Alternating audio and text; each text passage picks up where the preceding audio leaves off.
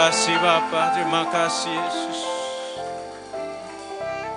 Kami mengucap syukur Tuhan, Kau selalu beserta dengan kami. Pertolongan-Mu tidak pernah terlambat ya Tuhan. Kau selalu beserta dengan kami Tuhan. Engkau memagari kami dengan anugerah-Mu ya Tuhan. Setiap langkah kami Tuhan, Engkau memberkati, Engkau menjaga. Bahkan sampai kami membuat kesalahan sekalipun Tuhan, jika kami benar di hadapan-Mu, tidak sampai tergeletak. Itu janji-Mu Tuhan. Terima kasih Bapa, kami akan duduk diam, mendengarkan firman-Mu. Kami datang Tuhan dengan satu ekspektasi, satu pengharapan. Kami mau menerima sesuatu kebenaran Tuhan hari ini. Kami ingin kebenaran firman-Mu ditanamkan dalam hati kami hari ini Tuhan. Sesuatu jawaban yang kami nanti-nantikan Tuhan.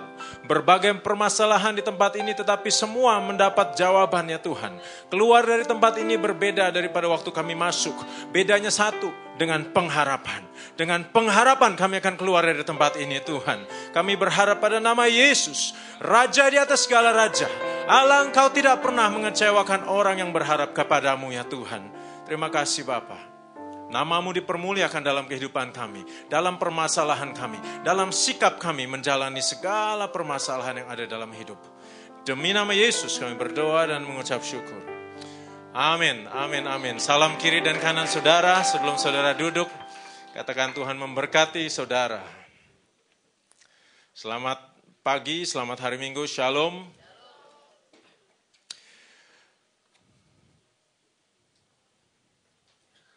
Bagaimana saudara kehidupan saudara hari-hari ini? Semuanya baik? Tuhan baik dalam kehidupan saudara. Saudara sebagai pengusaha, ada banyak ketidakpastian yang kami hadapi hari-hari ini. Kalau pengusaha dikumpulin di satu ruangan, yang kita bicarakan hanya ketidakpastian demi ketidakpastian. Rupiah melemah, ya kan, 9.500, 9.400, cadangan devisa kita terus tergerus. Wah, hilang berapa miliar dolar satu bulan mah gampang sekali. Ini bicara negara, saudara. Hilang miliaran dolar tuh gampang bener. Satu bulan bisa hilang 3-4 miliar, itu mudah sekali. Pasar saham naik turun seperti yoyo. Neraca perdagangan kita minus, artinya lebih banyak dolarnya keluar daripada masuk, lebih banyak impor daripada ekspor. Harga komoditas turun semua. Harga batu bara turun, harga CPO turun, semuanya turun. Dan saudara tahu ekonomi Indonesia sangat bergantung sekali kepada komoditas-komoditas tersebut. Tahu nggak saudara, Indonesia ini adalah produsen CPO nomor 1 di dunia. Benar ya Pak Kiki ya? Nomor 1 di dunia. Nomor 2 untuk karet. Nomor 3 di dunia untuk kakao. Nomor 1 untuk batu bara steam coal di dunia, eksportir terbesar. Top 3 untuk tin, nikel, kertas, bubur kertas.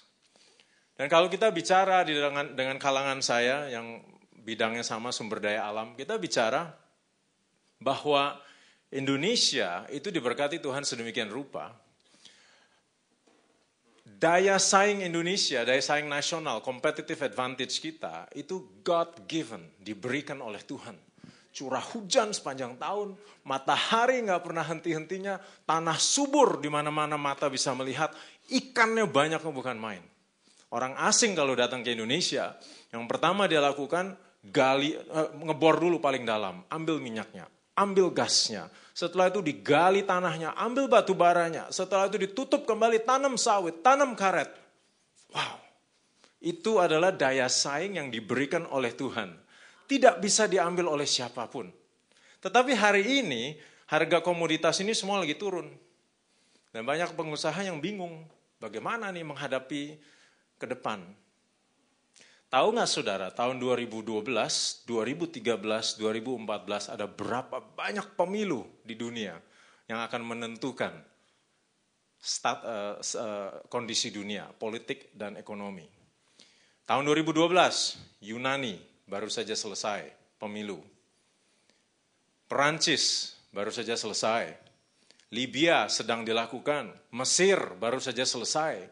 Kenapa ini penting? Yunani, Perancis, Euro. Ya, euro lagi gonjang-ganjing. Siapa yang menjadi pemimpin? Partai mana yang memimpin? Sebelah kiri, sebelah kanan? Apakah akan kerjasama? Apa mereka malah akan memainkan kartunya dengan lebih keras? Misalnya Yunani, orang yang berhutang dan susah, perlu dibantu, tetapi dia memainkan kartunya. Aku susah nih, kalau aku jatuh semuanya keseret. Jadi ini yang aku minta. Waduh, malah dibalikkan seperti itu. Bukan yang susah minta tolong, tetapi yang susah yang menentukan aturan. Jadi penting Prancis, Yunani, ini kaitannya ke euro. Libya, Mesir, kenapa penting? Timur Tengah. Kalau Timur Tengah bergejolak lagi, minyak akan naik. Minyak naik, energi naik, semua ekonomi melemah lagi. Mesir itu menandatangani fakta perdamaian dengan Israel setelah perang tahun 60-an. Tetapi sekarang yang menang, yang memimpin partai politiknya garis keras. Garis seberang. Jadi pada bingung, mau bagaimana nih? Itu Timur Tengah. Lalu ada ekonomi besar di dunia juga akan pemilu tahun 2012. India, Cina, Korea Selatan, Amerika, semuanya digabrukin tahun 2012. Wah, salah satu ini saja ada yang salah, gejolak politik, kita kena imbasnya. Walaupun kita bisa bicara ekonomi Indonesia anti krisis, banknya sudah bersih dari hutang yang non-performing karena 97 sudah dibersihkan. Kita tidak tergantung pada ekspor, kelas menengah kita belanjanya super. Ya, saudara lihat aja di mall. Banyak benar orang Indonesia yang berbelanja, makan, seperti nggak ada krisisnya. Memang benar. Tetapi tetap bergejolak. Buktinya rupiah melemah, pasar saham turun, dan sebagainya. Tahun 2013, pemilu Itali. Saudara, euro itu baru mulai masalah. Spanyol udah meledak. Berikutnya Itali, dan semakin hari semakin besar. Dari Yunani, Spanyol, sekarang mau Itali. Itali itu ekonomi terbesar keempat atau kelima di dunia. Kenapa mereka nggak selesai-selesai, saudara? Kalau Indonesia cepat, saya baca satu tulisan di Wall Street memuji-muji Indonesia. Kita harus belajar dari Indonesia, orang bule yang nulis. Kenapa? Indonesia waktu ngalami krismon, langsung semua bank dinasionalisasi oleh pemerintah, direkap, dikasih modal baru dan segar, semua hutang yang bermasalah diambil oleh pemerintah lewat BPPN, dilelangin. Setelah lelang semuanya bergerak kembali, pemerintah yang uangnya keluar untuk modalin bank itu, uangnya balik dari teks. Karena ekonomi maju, teksnya kembali. Itu investasi untuk pemerintah. Yaitu Indonesia, karena Indonesia satu negara. Pemimpin bilang apa terjadi. Tapi di Eropa tuh negaranya banyak. Siapa yang mau pikul bebannya orang lain? Kalau nggak dia copot, lengser. Jadi mereka perlu waktu untuk berpolitik, berlobby, ya, untuk menemukan, akhirnya solusinya sama seperti kita, tapi mereka perlu waktu untuk dapatkan kerjasama berapa negara yang berbeda-beda. Nah, begitu banyak ketidakpastian demi ketidakpastian di depan kita. Tetapi Tuhan kita itu sama, dulu, sekarang, dan selamanya. Amin. Saudara, ketidakpastian itu bagus, karena Allah kita tidak pernah berubah. Goyang sedikit itu bagus karena Allah kita tidak tergoncangkan. Sedikit banyak goncangan itu bagus karena itu adalah percepatan perpindahan harta bangsa-bangsa kepada umat Tuhan. Yang mengerti katakan amin. Itu percepatan, saudara. Kita sudah sering baca kan, Ibrani 26, ayat 26 sampai 27. Waktu itu suaranya menggoncangkan bumi. Tetapi sekarang ia memberikan janji. Satu kali lagi aku akan menggoncangkan bukan hanya bumi saja, ditampilkan ya, tolong ayatnya, Ibrani 12 ayat 26 sampai 27. Aku bukan hanya menggoncangkan bumi saja, melainkan langit juga. Ungkapan satu kali lagi menunjuk kepada perubahan pada apa yang dapat digoncangkan, karena ia dijadikan supaya tinggal tetap apa yang tidak tergoncangkan. Saudara dan saya tidak tergoncangkan karena kita punya Tuhan Yesus bersama dengan kita. Amin. Tidak usah gentar dan cemas mengenai ketidakpastian. Asalkan Yesus bersama dengan kau. Murid-murid menangkap banyak ikan setelah Yesus naik ke atas perahu mereka. Waktu Yesus datang dan lihat mereka tidak menangkap apa-apa, Yesus naik ke dalam perahu, ayo pergi ke tempat lebih dalam. Sekarang tebarkan jala. Petrus bilang, sudah semalaman Tuhan, tebarkan saja. Dan dia lakukan, dia menangkap banyak ikan. Kenapa bedanya saudara? Orang kalau nangkap ikan pagi-pagi, ini Yesus datang sudah agak siang, masih ikannya banyak. Kenapa? Bedanya cuma satu, karena Yesus ada di dalam perahu bersama dengan mereka. Dunia boleh bergoncang, tetapi kalau Yesus bersama saudara dalam perahu kehidupanmu, tidak usah khawatir. Bagaimana murid-murid melalui angin ribut di tengah malam dan tenang saja. Kenapa? Karena Yesus ada di buritan. Dia tinggal bangunkan Tuhan Yesus. Tuhan Yesus, kita mau binasa nih. Tuhan Yesus bilang, diam, tenanglah, dan terjadilah. Kenapa mereka tenang? Karena ada Yesus dalam perahu kehidupan mereka. Pertanyaannya hari ini bukan bagaimana ketidakpastian di depan, karena satu hal yang pasti adalah ketidakpastian, itu pasti terjadi.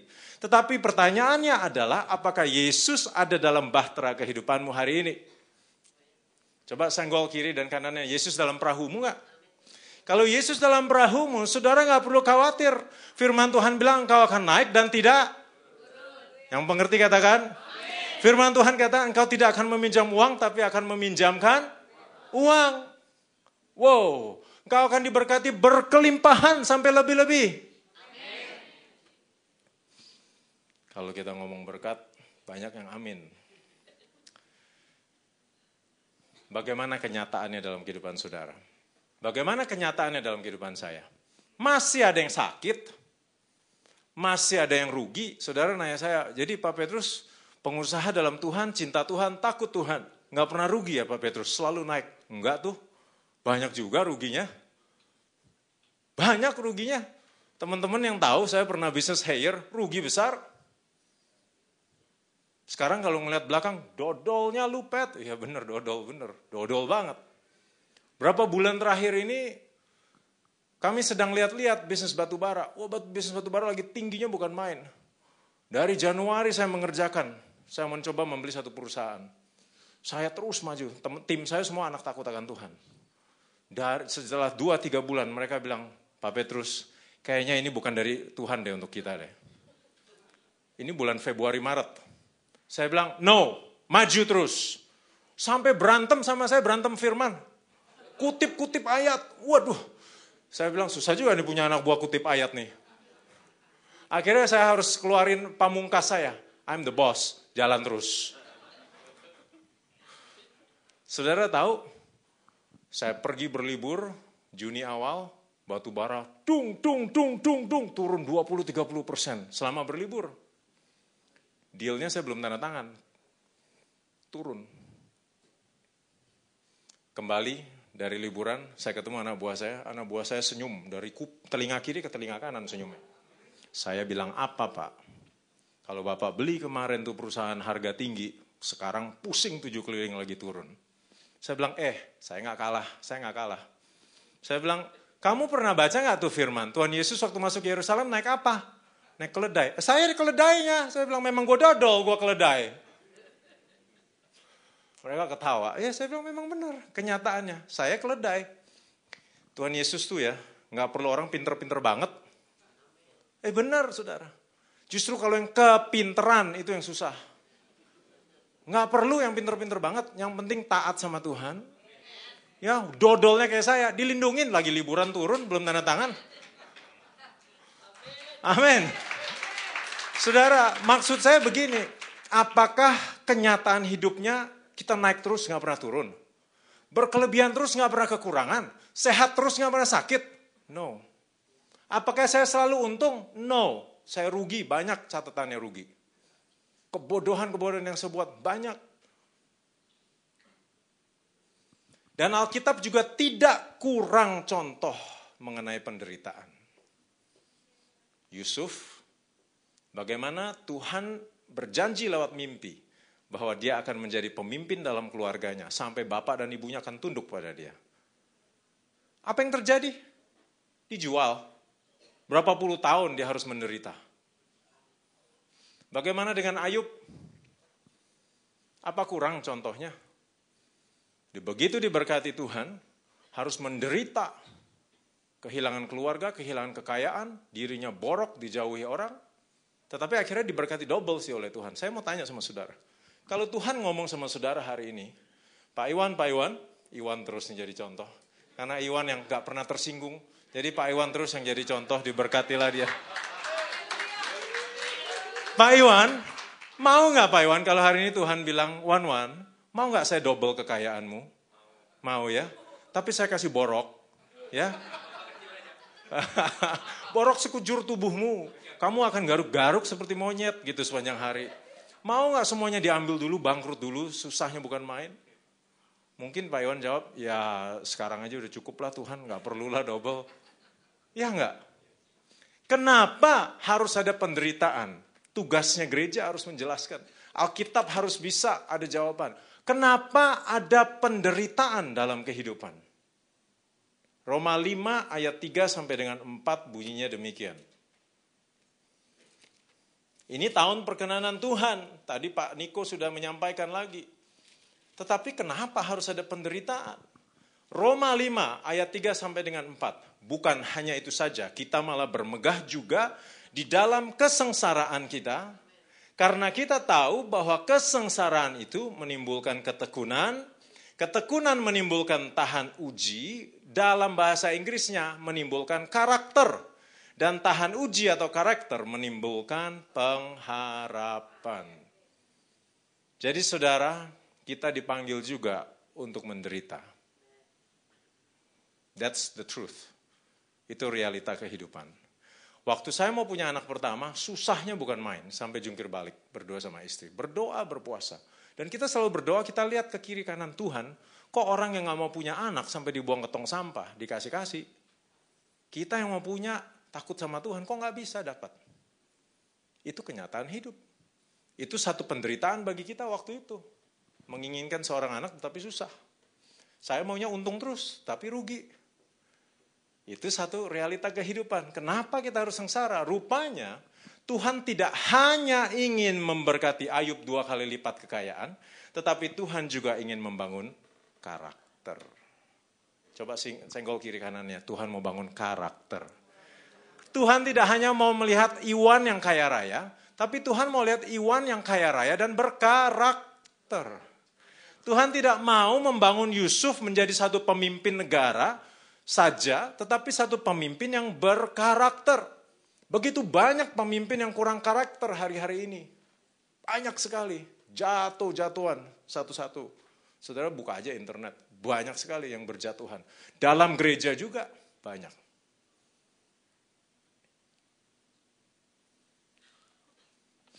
Kita buka di Lukas 1. Lukas 1, ayat ini sering kita baca kalau Natal.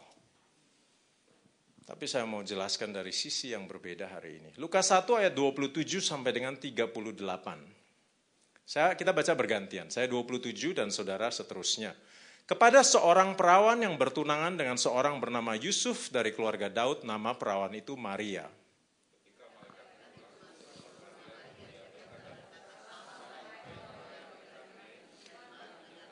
Bahasa Inggrisnya, rejoice, highly favored one. Salam engkau yang kepadamu Tuhan berkenan. Ya, diterjemahkan engkau yang dikaruniai. Maria terkejut mendengar perkataan itu, lalu bertanya dalam hatinya, apakah arti salam itu? Tunggu sebentar. Kalau hari ini malaikat datang kepada saudara dan bilang, salam engkau yang kepadanya Tuhan berkenan. Saudara timbul dalam hati apa? Wah, gue menang lotre apa nih? Seperti dongeng itu yang digosok 3 kali keluar jinnya. Wah, tinggal minta mau apa? Ya, malaikat dikirim khusus loh saudara untuk menyampaikan salam kepada saudara. Ayat 30. Kata malaikat itu kepadanya, jangan takut hai Maria, sebab engkau beroleh kasih karunia di hadapan Allah. Terusnya 31.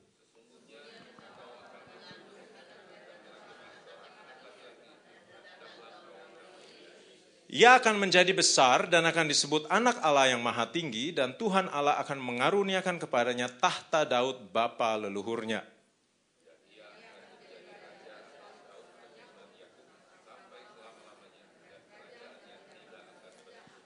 Kata Maria kepada malaikat itu, bagaimana hal itu mungkin terjadi karena aku belum bersuami?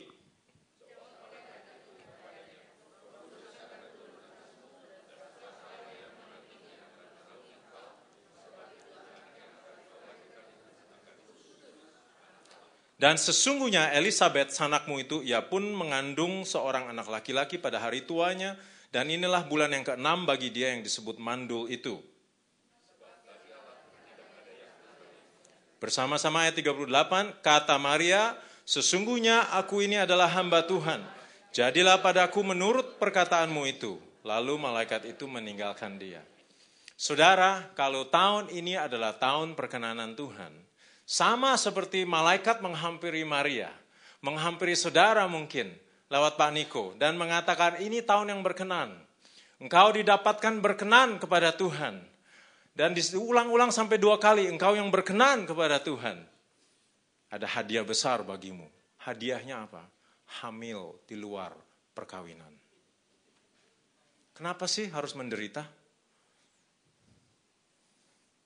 Kalau kita nggak ada jawabannya untuk ini, kita susah jadi orang Kristen. Ngomongnya di mulut aja nih. Engkau akan naik dan tidak pernah turun. Amin. Tapi pulang mikirin bulan depan bayar sewa pakai apa. Realita kembali masuk lagi dalam hidup. Senin sampai Sabtu kayak digebukin sama realita. Minggu dipompa lagi.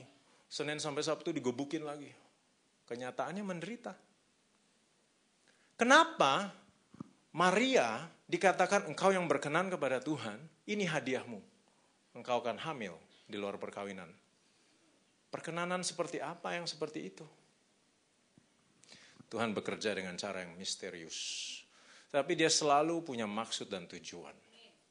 Yang pertama-tama yang saya terpikir, minimum, ini untuk mempersiapkan Maria, 1 hari dia harus melepas Yesus mati di atas kayu salib untuk orang lain yang tidak deserve, tidak layak menerima. Karena dia tahu ini bukan anak dari hasil gua nih. Ini benar-benar dari Tuhan. Ya Tuhan kasih, Tuhan ambil. Yang kedua saya pikir supaya Maria tahu minimum bahwa ini adalah pekerjaan Tuhan. Karena Yusuf belum menjamahku. Ini jelas-jelas dari Tuhan. Hanya Maria yang tahu. Dan dia dikuatkan oleh pengetahuan itu. Yang ketiga yang saya kepikir, ya tadi yang kita baca. Penderitaan menghasilkan ketekunan. Ketekunan menghasilkan karakter atau tahan uji. Karakter menghasilkan pengharapan. Untuk kita tahun ini menerima perkenanan Tuhan. Perlipatan berganda. Multiplikasi dan promosi. Kita perlu seperti Maria. Mampu mengatakan pada Tuhan. Pada masalah kita. Let it be done according to your will. Terjadilah seturut kehendak-Mu Tuhan. Kalau saudara sedang mengalami masalah, menderita, saudara perlu mengatakan ini. Terjadilah seturut kehendak-Mu Tuhan. Dan saudara akan lihat perkenanan Tuhan. Sangat sulit untuk kita mengatakan terjadilah sesuai kehendak-Mu Tuhan. Sangat sulit melewati segala penderitaan, kesengsaraan. Karena kenapa? Kita punya kehendak bebas. Tuhan yang memberikan pada kita kehendak bebas. Dan caranya Tuhan nggak mungkin diambil balik secara paksa kehendak bebas tersebut. Saudara perlu menyerahkannya kembali kepada Dia. Penderitaan melakukan itu. Penderitaan akan membuat lebih mudah untuk saudara menyerahkan kehendak bebasmu. Menyerahkan kendali kepada Tuhan. Penderitaan akan membuat lebih mudah saudara taat sama Tuhan. Penderitaan akan membuat saudara lebih mudah untuk beriman pada Tuhan. Udah mentok kan? Ya beriman sama Tuhan.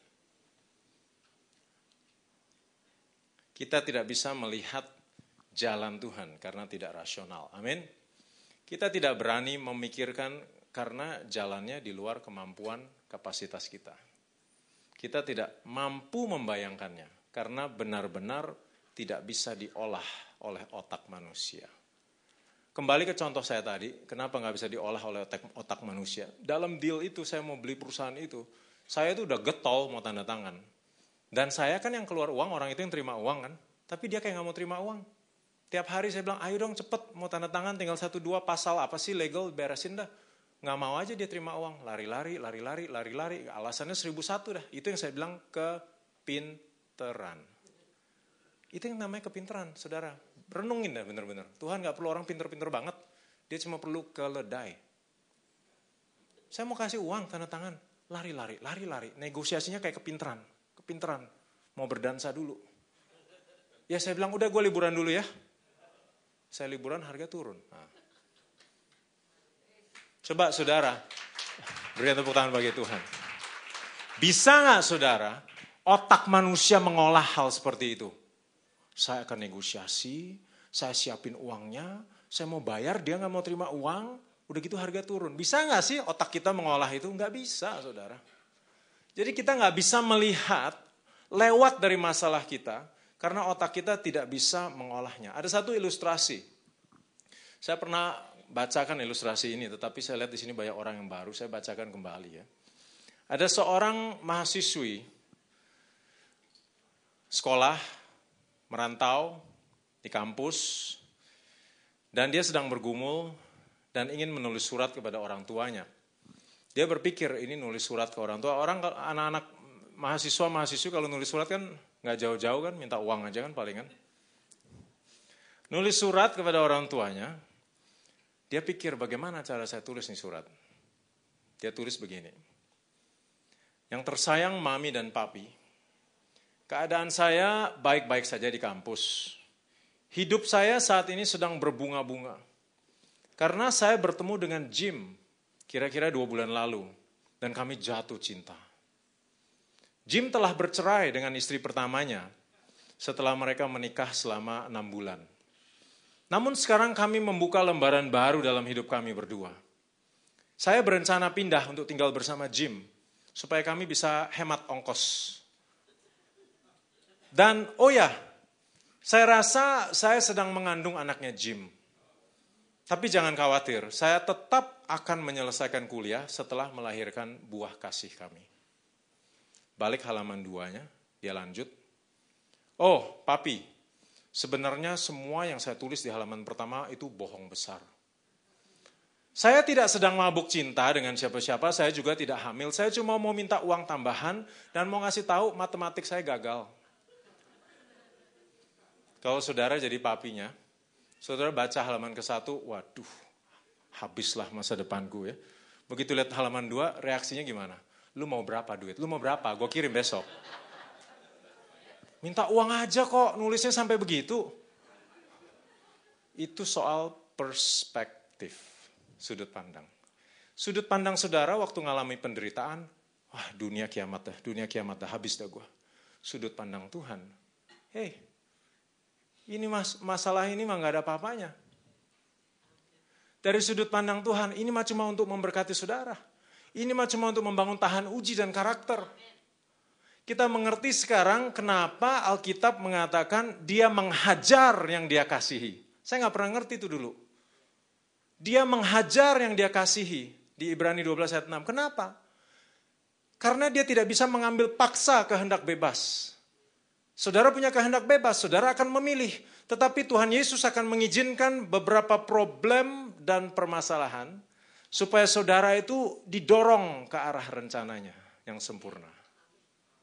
Dan Alkitab mengatakan pencobaan yang kamu alami, pencobaan yang biasa. Tidak melebihi kekuatan manusia. Sebab Allah setia, karena itu ia tidak akan membiarkan kamu dicobai melampaui kekuatanmu.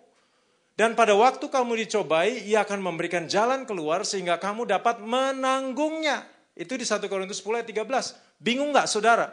Kalau masalah sudah disediakan jalan keluar, bukan masalah lagi kan? Coba pikirkan baik-baik. Masalah dibilang biasa-biasa aja dan solusinya sudah disediakan Tuhan. Kan bukan masalah lagi. Tetapi itu kan sudut pandang Tuhan.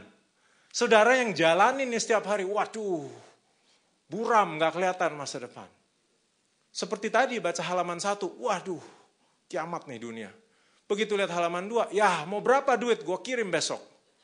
Kecil cuma minta uang, daripada hamil dan sebagainya. Ya kan?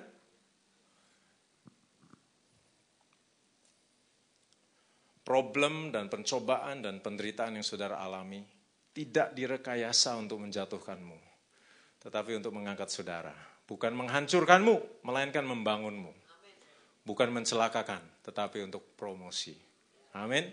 Untuk membangun satu karakter dalam kehidupan kita. Saya mau ambil contoh, 2 contoh yang sangat menarik disimak. Yang pertama contohnya guru kita, Yesus. Matius 26.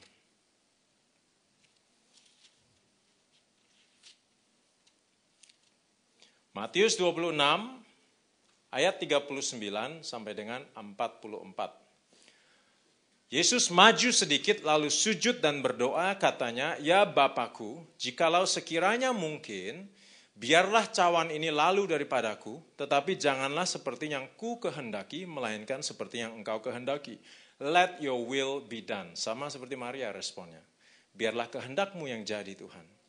Dia kembali kepada muridnya, dia marah, muridnya tidur. Ayat 42, ia pergi untuk kedua kalinya dan berdoa, katanya, "Ya Bapakku, jikalau cawan ini tidak mungkin lalu, kecuali apabila aku meminumnya, jadilah kehendakmu." Sama seperti Maria. Let your will be done in my life. Dan yang ketiga kalinya dia ucapkan kembali. Ayat yang ke-44. Ia membiarkan mereka di situ lalu pergi dan berdoa untuk ketiga kalinya mengucapkan doa yang itu juga. Di Lukas dibilang Yesus sampai keringat darah. Untuk Yesus mengatakan, "Let your will be done." Menyerahkan kehendak bebasnya. Tuhan, ini kehendak bebasku, aku kembalikan. Semuanya seturut kehendakmu yang jadi dalam hidupku. Perlu 3 kali berdoa sampai keringat-keringat darah. Nggak gampang ya. Kenapa nggak gampang? Karena Yesus punya kuasa membangkitkan yang mati. Yesus punya kuasa mau terbang kayak Superman juga dia bisa, saudara. Yesus punya kuasa, itu kerajaan Romawi mah dijungkir balikan kalau dia mau. Tapi dia harus bilang, biar kehendakmu yang jadi. Nggak gampang, makanya sampai keringat darah. Kita ambil contoh yang lain, bertolak belakang. Di 1 Raja 17. 1 Raja-Raja 17 ayat 8 sampai 16. 1 Raja-Raja 17, 8 sampai dengan 16. Datanglah firman Tuhan kepada Elia, "Bersiaplah, pergi ke Sarfat yang termasuk wilayah Sidon, diam di sana. Ketahuilah aku telah memerintahkan seorang janda untuk memberi engkau makan." Sesudah itu ia bersiap, ia pergi ke Sarfat. Setelah ia sampai di pintu gerbang kota itu, tampaklah di sana seorang janda sedang mengumpulkan kayu api. Ia berseru pada perempuan itu, katanya, "Coba ambil bagiku sedikit air dalam kendi supaya aku minum." Ketika perempuan itu pergi mengambilnya, ia berseru lagi, "Coba ambil juga bagiku sepotong roti." Perempuan itu menjawab, "Demi Tuhan Allah," siapa dia bilang? "Allahmu," bukan Allah dia ya. "Demi Tuhan Allahmu yang hidup, sesungguhnya tidak ada roti padaku sedikit pun, kecuali segenggam tepung dalam tempayan, sedikit minyak dalam buli-buli. Dan sekarang aku sedang mengumpulkan 2-3 potong kayu api, kemudian aku mau pulang, mengolahnya bagiku dan bagi anakku, dan setelah itu kami memakannya dan kami akan mati." Tetapi Elia berkata, "Jangan takut, pulang buatlah seperti yang kau katakan." Sampai 16 kalau saudara baca, dia lakukan yang dikatakan Elia. Tidak pernah habis tepungnya, tidak pernah habis minyaknya, dan dia hidup dari yang dia bilang tinggal 1 kali makan tadi. Saya mau kasih sedikit background supaya saudara jelas. Hari itu, saudara, Israel itu sedang dipimpin oleh raja yang ke-8, yaitu Ahab. Ahab ini jahat, dia menikahi putri dari kerajaan Sidon, yaitu di utaranya Israel. Kerajaan Sidon, putrinya namanya Jezebel, dikawini oleh Ahab. Mungkin supaya damai, tidak berperang. Itu kan umum zaman dulu. Tetapi tidak hanya damai yang dia lakukan, dia juga mengadopsi cara-cara orang Sidon menyembah Baal. Dia mengajak orang Israel menyembah Baal. Dia mengajak orang Israel jauh dari Tuhan, dan Tuhan marah besar. Dan Tuhan menyuruh Elia, "Kamu ngomong sama Ahab, mulai hari ini Israel akan kekeringan, tidak ada makanan, tidak ada air, sampai aku mengatakan berubah." Elia ngomong. Setelah Elia ngomong, Ahab marah dan mengejar Elia kemana-mana.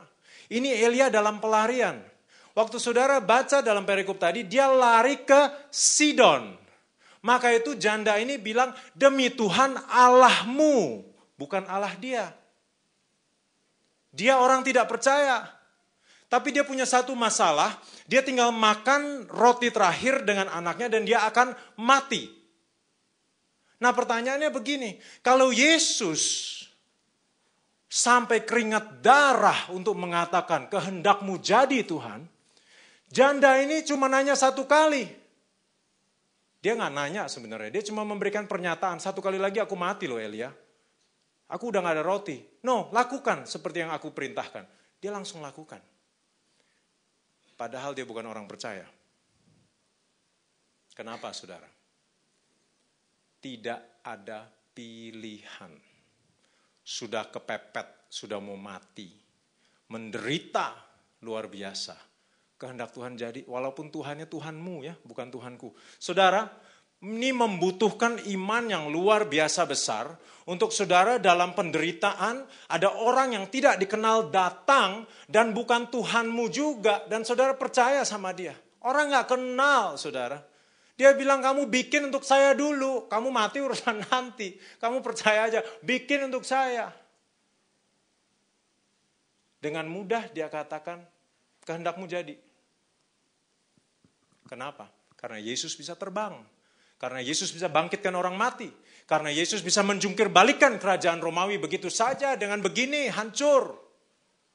Sebagai manusia, Yesus harus bergumul. Kalau bisa cawan ini berlalu dariku Tuhan. Tuhan, Bapa. Tetapi kehendakmu yang jadi. Tahun ini tahun perkenanan Tuhan itu benar. Tetapi Tuhan akan mengizinkan masalah, problema tertentu berkembang dalam hidup saudara.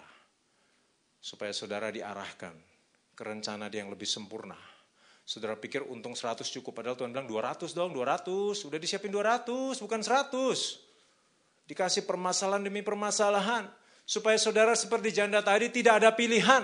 Jadi mudah untuk beriman. Jadi mudah untuk katakan amin. Jadi mudah untuk katakan terjadilah sesuai kehendakmu Tuhan. Masalah yang saudara lihat seperti masalah besar. Halaman ke-1 tadi surat itu. Sebenarnya perspektif Tuhan. Masalah kecil Tuhan bilang solusinya pun sudah disediakan. Tidak akan lewat dari kekuatanmu. Kenapa? Memang didesain bukan untuk menjatuhkan. Tetapi didesain sedemikian rupa untuk menghasilkan ketekunan, menghasilkan karakter, menghasilkan pengharapan. Supaya ada di ikon ini orang-orang yang tumbuh di dalam Tuhan. Bukan sekedar sehat, tapi sehat dan berkarakter. Bukan sekedar kaya, tetapi kaya dan takut akan Tuhan. Oh, bukan sekedar dipulihkan, tetapi terus konsisten berjalan dalam Tuhan. Lewat turun lembah dan naik dan gunung. Karena dia tahu Tuhan beserta dengan dia selalu. Haleluya, yang ngerti katakan amin. Karakter saudara, penderitaan itu dibutuhkan supaya karakter dibangun. Jarang saya dengar orang jatuh pada waktu dia susah, tapi pada waktu senang. Banyak. Tuhan tuh ngomong sama saya, Pit, uang lagi nih, namanya pengusaha ya, uang lagi. Kalau saya memberkati kamu seperti ini, kamu berubah gak? Susah ya, kalau merenung sama Tuhan tuh yang ditanya susah-susah gitu.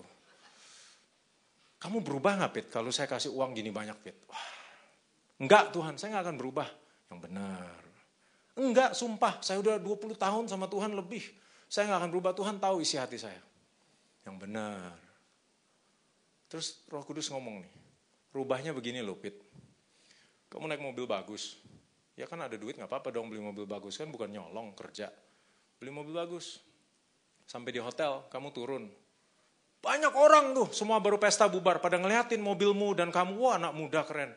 Jalanmu berubah gak, Pit? Wah, susah nih sama Tuhan.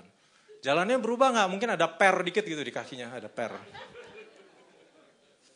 Mungkin bertumbuh sayap sedikit jalannya gini gitu ya. Wah, itu urusan hati tuh. Cuma kita yang tahu kita berubah atau enggak. Teman-teman mah lihatnya, Petrus baik, bersahaja, gampang makan pinggir jalan juga oke. No, dalam hati cuma kita yang tahu. Misalnya, mobilnya senggol dikit, baret, mobil baru nih, baret. Jual. Beli 2 lah, beli 2. Nah, udah berubah tuh hati. Dilayani kurang baik sedikit. Waduh, marahnya udah satu counter dengar semua. Itu hati udah berubah, saudara. Kalau sama temen sih gak kelihatan. Bersahaja Petrus gak berubah, gue telepon direct, dia big boss, gue call gak apa-apa tuh. Nah, kalau nanti jadi big boss, sekarang masih keledai. Gak apa-apa ditelepon, gampang dijangkau, iya. Tapi ya tadi, baret dikit, beli 2. Baret, gak hoki. Di Boston dulu teman saya ada yang gitu, kena baret dikit. Ini mau diapain nih? Papa bilang jual aja gak bawa hoki, ya jual, beli 2. Benar, itu hati. Jadi Tuhan ingin membangun karakter. Bukan sekedar memberkati, tetapi membangun karakter. Saya minta tim musik naik. Kita akan tutup dalam doa. Saya harap saudara mendapat sesuatu. Ini tahun perkenanan Tuhan, itu benar. Saudara akan diangkat, itu benar. Saudara akan melihat terobosan demi terobosan dalam hidup saudara, itu benar. Semuanya gak ada yang bohong, itu janji Tuhan. Tetapi kita juga dipanggil, diizinkan oleh Tuhan untuk menderita. Gak semuanya selalu naik. Ada realitanya dalam kehidupan. Hari ini kita dibukakan. Tuhan mengizinkan berbagai masalah, berbagai kendala dalam kehidupan saudara, supaya saudara diarahkan. Somehow itu lebih mudah gitu melihat jalan Tuhan kalau ada sedikit kesusahan. Matanya terbuka, pengharapannya tumbuh. Kita percaya penuh sama Tuhan karena udah gak ada pilihan. Janda tadi gak kenal Tuhan, gak kenal Elia. Dia gak ngerti apa yang terjadi politik di atas sana. Dia cuma tahu aku mau makan sekali lagi, setelah itu aku mau mati. Karena sudah gak ada jalan lain. Mudah sekali dia katakan, kehendakmu jadi Tuhan. Mungkin saudara mengalami berbagai masalah. Mungkin saudara fight terus nih. Lagi fight, lagi bergumul luar biasa. Tapi mungkin kuncinya cuma satu kali. Untuk bisa mengatakan kehendakmu jadi Tuhan. Aku stop nih, aku stop untuk berkelahi. Aku stop nih Tuhan untuk mencoba terus begini dan begitu. Semuanya kehendak Tuhan deh, aku pasrah. Aku ikut aja, Tuhan mau bawa kemana. Mungkin ada saudara yang pahit sama Tuhan. Mungkin saudara melihat kiri dan kanan, kok realita kehidupanku gak sama seperti yang dijanjikan. Kok si A diberkati, kok si B sehat, kok kenapa Tuhan saya harus melalui ini? Saudara perlu katakan, biar kehendakmu jadi Tuhan. Saudara perlu lihat dari kacamata Tuhan. Dari kacamata Tuhan, masalahmu bukan masalah lagi. Karena solusi sudah disediakan. Kalau solusi sudah ada, masalah sudah bukan jadi masalah. Itu hanya alat. Itu hanya cara Tuhan membuka mata kita. Cara Tuhan mendapatkan perhatian dari kita. Mungkin saudara lupa pagi berdoa. Sudah berbulan-bulan. Ini cara Tuhan ngambil perhatian. Saudara langsung sadar, oh ya sudah lama aku gak berdoa. Ada masalah, tersungkur berdoa. Amin. Tidak akan melebihi kekuatan saudara. Mari kita bangkit berdiri. Kita nyanyikan lagu ini, semua baik. Tadi pagi Pak Budi katakan, Tuhan bicara lewat hatinya berapa hari ini mengenai Tuhan itu baik. Tuhan itu baik. Wah, saya bilang Pak, konfirmasi. 1 mingguan lagu itu bermain di kepala saya. Tuhan itu baik. Tuhan itu baik. Penderitaan yang Tuhan izinkan, Tuhan itu baik. Saudara, katakan dengan iman, saudara. Katakan dengan iman, Tuhan Engkau baik. Dari semula telah Kau tetapkan hidupku dalam tangan-Mu, dalam rencana-Mu Tuhan. Rencana indah Kau siapkan bagi masa depanku yang penuh harapan. Ayo dengan iman, semuanya baik. Semua baik, apa yang telah Kau perbuat